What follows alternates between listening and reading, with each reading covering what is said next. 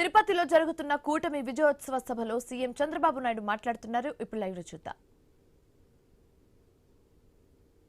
నిధులు లేవు, డిపార్ట్మెంట్స్ అన్ని విధ్వంసం అయిపోయినాయి, అధికార యంత్రాంగం నిర్వీర్యమైపోయింది.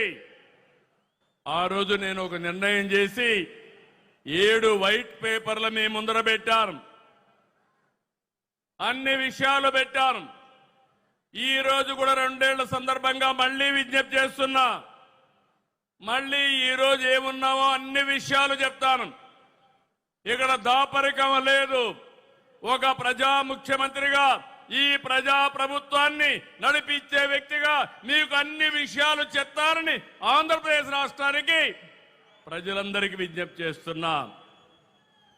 మీరు ఆ రోజు తీసుకున్న విజ్ఞత, ఆ విజ్ఞతే డబుల్ ఇంజన్ సర్కార్ ఎన్డీఏ ప్రభుత్వానికి ఓటేసి రాష్ట్రాన్ని గెలిపించిన రాష్ట్ర ప్రజలకి మరొక్కసారి శిరస్సు వంచి మనస్సాక్షిగా నమస్కారాలు తెలియజేస్తున్నా.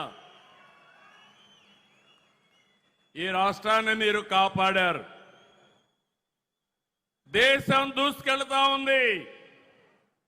ఆంధ్రప్రదేశ్ రాష్ట్రం విధ్వంసానికి గురైంది. విజ్ఞత చూపించారు. రాజకీయ పార్టీలు సమైక్యంగా పనిచేశారు. ఆ ఫలితమే ఈరోజు ఈ రాష్ట్రాన్ని రక్షించుకోగలిగాం. మళ్ళీ వెంటిలేటర్ పైన రాష్ట్రానికి కేంద్రం ఆక్సిజన్ ఇచ్చి బతికిచ్చిందని చెప్పి కూడా నేను మీకు తెలియజేస్తున్నా. నేను ఒక విషయం చెప్పాలి. రాత్రికి రాత్రి అన్ని చేసేశాం, అన్ని సాధించేశాం అని నేను ఎప్పుడూ చెప్పడం లేదు. ప్రతి ఒక్కరూ ఈ రాష్ట్రంలో గుర్తుపెట్టుకోవాలి. నేను గర్వంగా చెప్తాను, ఆ రోజు ఈ రోజు ప్రజలందరూ కూడా శాంతియుతంగా ఉండగలుగుతున్నారంటే, లా అండ్ ఆర్డర్ ఉందంటే, మీ ఆస్తులకు రక్షణ ఉందంటే అది ఎన్డీఏతోనే సాధ్యమైందని మరొక్కసారి మీకు విజ్ఞప్తి చేస్తున్నా. ఈరోజు మీరు చూస్తే విధ్వంసైన వ్యవస్థల్ని ఎక్కడికక్కడ మళ్లీ ఘాట్లో పెట్టే పని చేస్తున్నాం. దీనికి కేంద్రం సహకరించింది. Polavaram, Amaravati, Visakhapatnam steel plant, railway జోన్తో సహా అనేక విషయాల్లో కేంద్రం అండగా నిలబడింది. ఇంకో పక్క ఎన్డీఏ పాలనలో ఇటు రాష్ట్రంలో అటు దేశంలో అనేక కార్యక్రమాలు జరుగుతున్నాయి. మీరు ఒక విషయం గుర్తుపెట్టుకోవాలి. నిన్నే నేను చెప్పాను, 21st century belongs to Narendra Modiji. 2001లో ప్రధానమంత్రి అయ్యాడు. 2001లో గుజరాత్ లో సీఎం అయ్యాడు. 2014లో ప్రధానమంత్రి అయ్యాడు. 25 సంవత్సరాలుగా వరుసగా ఎన్నికల్లో గెలవడమే కాకుండా ఓటమి ఎరగని నాయకుడు నరేంద్ర మోడీ గారని చెప్పి నేను మీ అందరికీ విజ్ఞప్తి చేస్తున్నా.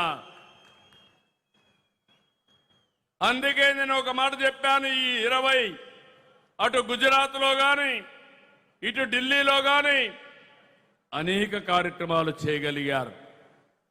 12 ఏళ్లు ఉన్నారు. 25 కోట్లకు పైగా ప్రజల్ని పేదరికం నుంచి విముక్తి కలిగించారు. 2014లో 91 కిలోమీటర్ల నేషనల్ హైవేలుంటే ఈరోజు 1,46,000 కిలోమీటర్లు తీసుకొచ్చారు. ఆ రోజు 74 ఎయిర్పోర్ట్లుంటే ఈరోజు 160కి పెంచారు. 11 కోట్ల మరుగుదొడ్లు కట్టారు. ఇంటింటికి కొళాయిలు ఇవ్వాలని 80% పూర్తి చేసే బాధ్యత తీసుకున్నారు. 160 వందే భారత రైళ్లు తెచ్చారు. 4 కోట్ల మంది పేదలకి ఇళ్ల నిర్మాణం చేశారు. ఇవన్నీ చిన్న విషయాలు కాదు. ఇటీవల మీరు చూశారు, ఆపరేషన్ సింధూర్ కబద్దార్ ఎవరైనా మా జోలుకొస్తే ఏం చేస్తావో చేసి చూపించిన ఘనత నరేంద్ర మోడీ గారిది. ఈ విషయంలోనే కాదు, మీరు ఒక్కసారి గుర్తుపెట్టుకోవాల్సింది అనేక విషయాల్లో చంద్రయాన్, గగన్యాన్ ఇలాంటి విషయాల్లో మన దేశ ప్రతిష్ట పెంచాయి. ఇలాంటి అనేక కార్యక్రమాలు ఇప్పుడు ఆయన చేసిన పనుల వల్ల ప్రపంచంలో మన గౌరవం పెరిగింది, భారతదేశ ప్రతిష్ట పెరిగింది, ఒక నమ్మకం వచ్చింది. 2047కి తిరుగులేని శక్తిగా భారతదేశం తయారవుతుందని మరొకసారి విజ్ఞప్తి చేస్తున్నా. అవును అంటే గట్టిగా చప్పట్లు కొట్టి అభినందించండి ప్రధానమంత్రి గారిని. రెండు దిక్కల్లా ఎన్డీఏ ప్రభుత్వాలు ఉన్నాయి. కానీ ఈరోజు మనం గుర్తుపెట్టుకోవాల్సింది 5 సంవత్సరాల సమయాన్ని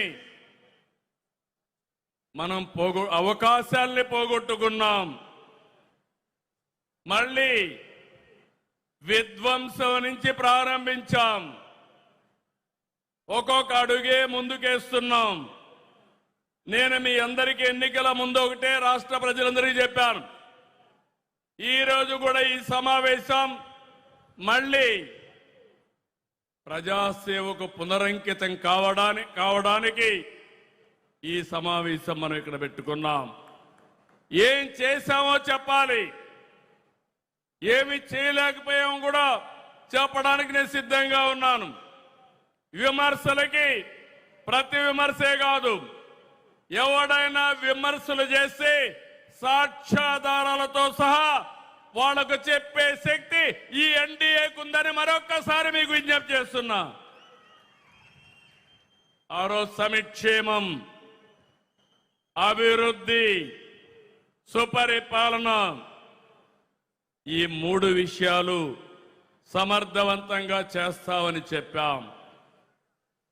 ఎన్ని కష్టాలున్నా, ఎన్ని ఆర్థిక ఇబ్బందులున్నా మనం చెప్పినది ఎలక్షన్ మేనిఫెస్టోలో గుర్తుపెట్టుకున్నాం. ఎన్టీఆర్ భరోసా దేశంలోనే అతిపెద్ద సంక్షేమ కార్యక్రమం. పేదలందరికీ 4,000, 6,000, 15,000, 10,000 ఇచ్చిన ఏకైక ప్రభుత్వం ప్రపంచంలో ఇక్కడ ఎన్డీఏ ప్రభుత్వం అని మీకు అందరికీ విజ్ఞప్తి చేస్తున్నాను. 63 లక్షలు ఇచ్చాం. ఇది చరిత్రలో ఎప్పుడూ జరగలేదు. అలాంటిది మనం నిలబెట్టుకున్నాం.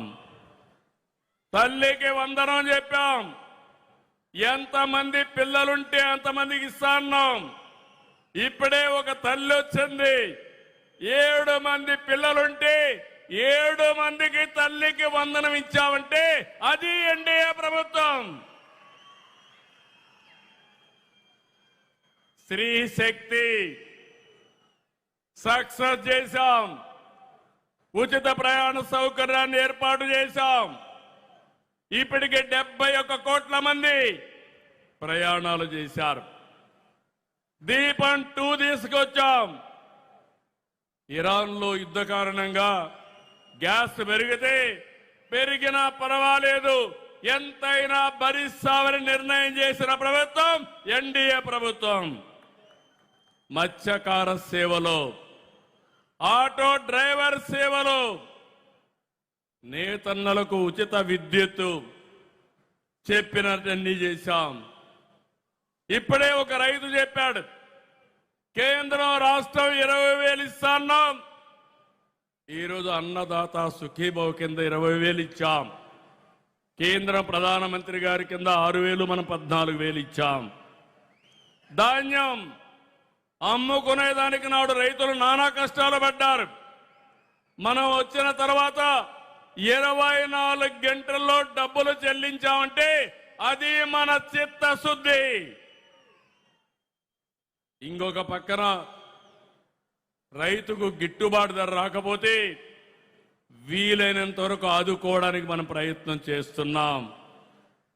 గీత కార్మికులు, వడ్డెర్లు, నేతన్నలు